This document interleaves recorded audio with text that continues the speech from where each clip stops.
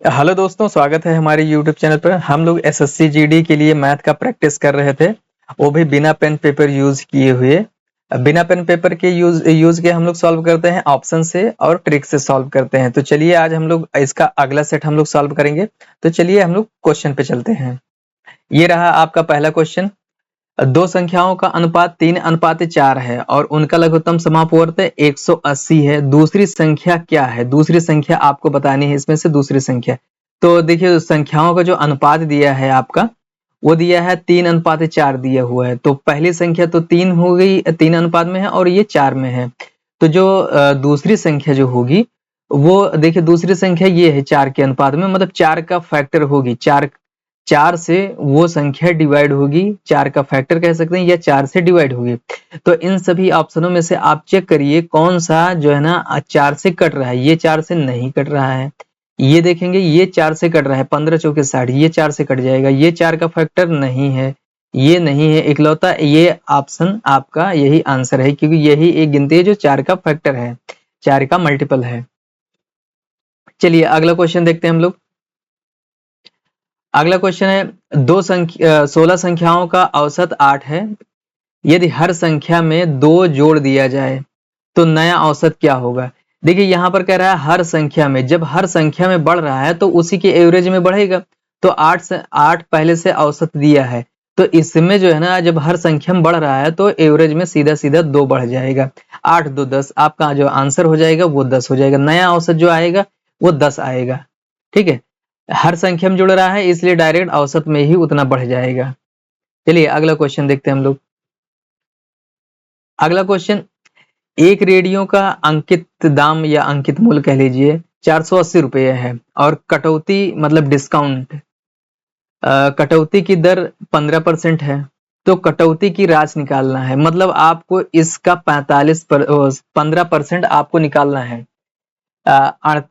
480 का आप निकालेंगे 15%। तो देखिए इसको सॉल्व किए बिना ही एक ट्रिक हम बता रहे हैं। देखिए इसके अंदर जो फैक्टर जब आप निकालेंगे इसका 15%, तो जो भी आएगा, तो आप देखिए यहाँ इसके अंदर जो है ना 16 3 48 होता है, 16 गुणे 3, ठीक है, 160 गुणे 3 हो जाएगा, 160 गुणे 3।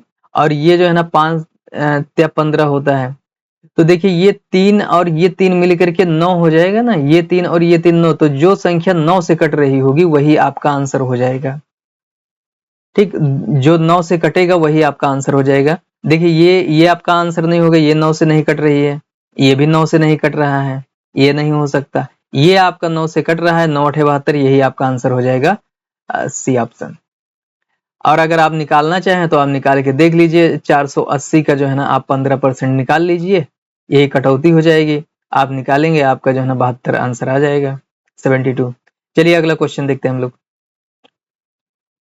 अगला क्वेश्चन, एक वर्ग की भुजा को आधार बनाकर खींची गई समबाहु त्रिभुज का क्षेत्रफल और उस वर्ग के विकर्ण पर खींची गई समबाहु त्रिभुज का क्षेत्रफल, मतलब दो त्रिभुज हैं, मतलब एक जैसे एक वर्ग है, आप ये समझिए एक आपका वर्ग है, तो एक ये भुजा के बराबर है, ये ये उसकी भुजा है और ये उसके विकर्ण के बराबर है। एक की भुजा जो है ना विकर्ण के बराबर है और एक तो ये अगर ये वाली साइड इसकी, अगर ये साइड अगर वर्ग की अगर ए होती है तो इसका जो विकर्ण हो जाता है a√2 हो जाता है, a√2।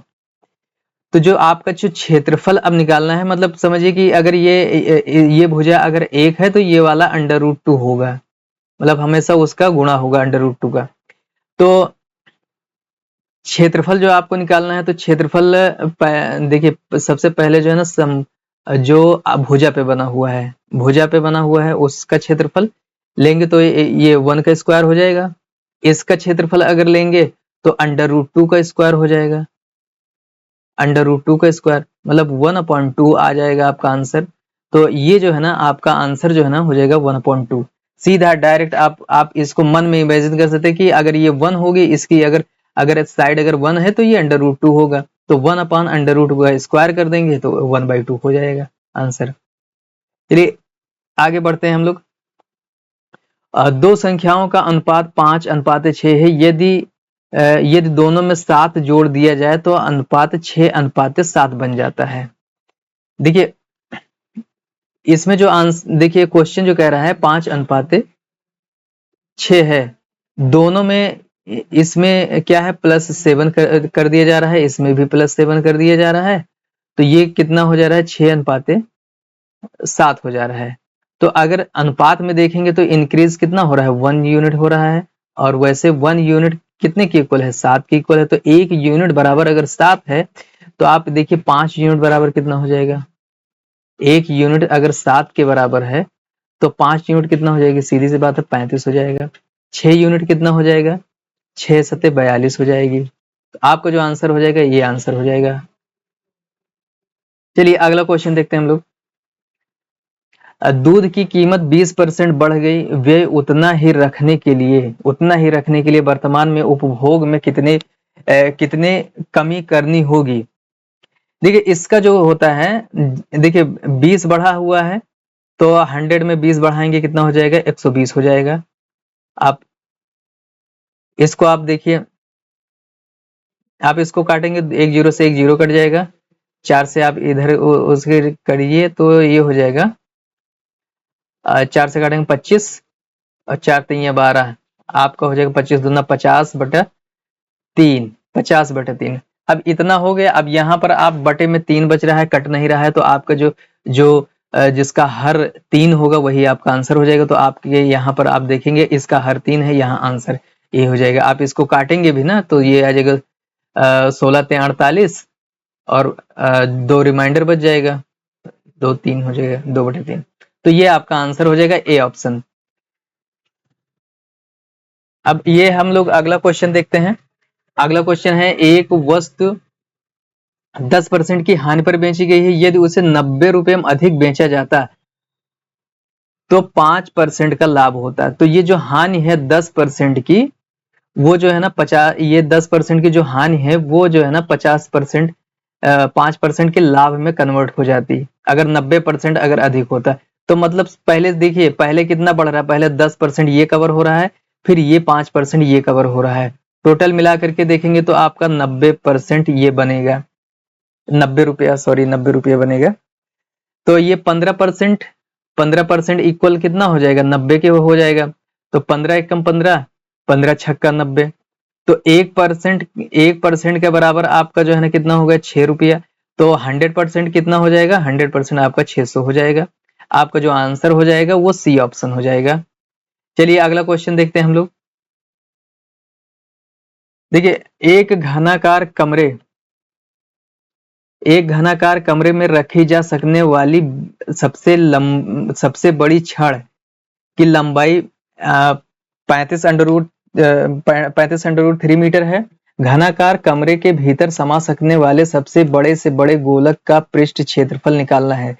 देखिए आपको कुछ इसमें नहीं करने की जरूरत है, बस देखिए गोला है तो गोले का फार्मूला क्या होता है 4/3 पाई r³ होता है। देखिए पाई का मान क्या होता है 22/7 होता है। तो जो भी होगा इसमें 22 का गुणा होगा, 22 का होगा मतलब आप समझिए कि 11 से जो है ना जो आंसर आपका होगा वो 11 से कटेगा, 11 से कटेगा क्योंकि इसमें 11 शामिल है, पाई शामिल है तो उसका मतलब 22/7 शामिल है, 22 शामिल है तो 11 शामिल है। तो आप इससे जो है ना 11 से चेक कर सकते हैं, और बाकी संख्या है वो कटने वाली है, वो कट जाएंगी, 11 से जो है ना वो रहेगा।